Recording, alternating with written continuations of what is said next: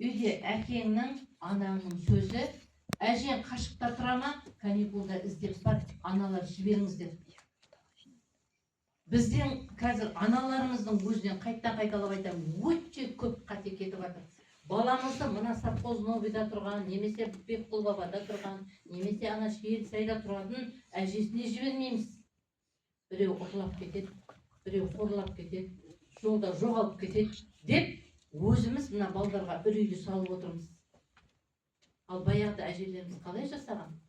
Қолына бір сумка зақты береді, мынау әжеңе қаймақ, орамал, мынау атаңа, мынау сол үйдегі балдарға бар. Әуелі Құдай ата-бабалар уақытта жар болсын, қыдырата жолдасын болсын деп жібереді, болды. Көрдің бе? Мына жақтағы аталар, әруақтар өзінің қызметін жасайды. Сені сол үйге апарады, қуанасың, күлесің, сол үйде қыздармен су тасисың, далаға шығып ойнайсың. Қандай керемет.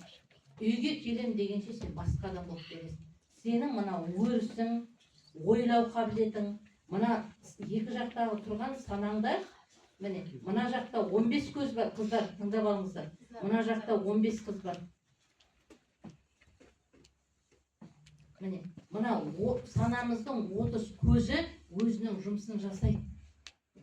Сендерге тіпті ешқандай 140-қа да, миллионға да барып, ұбт-ға дайындалуының қажеті жоқ.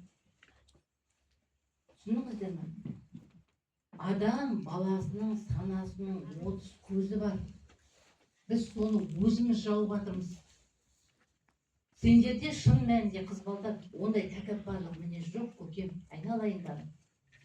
Бірақ сендер сондай тәкаппарлық мінезді қолдан жасап жатқандарыңа мен қатты ренжимін. Қолдан жасап жатырсыңдар.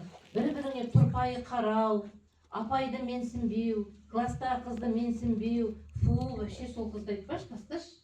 Вообще ұнамайды маған ол. Көргім келмейді. Міне, ерте, бүгіннен бастап сол қателіктерін дұрыстамасаң, ертең сендер тұрмысқа шығасыңдар ғой.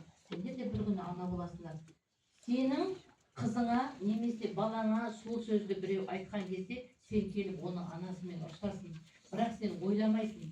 Осыдан 20 жыл бұрын мен сол қателікті жасадым ғой. Біреуге айтқан сөзім өзіме қайтып келеді ғой. Қазір менің қолыма мәшік беріңіздер, мен мәшікті жарға лақтырайын. Мәшік өзіме қайтып келеді. Сол сияқты атам қазақ ол баста айтып кеткен. Айтылған сөз атылған оқпен бір дейді.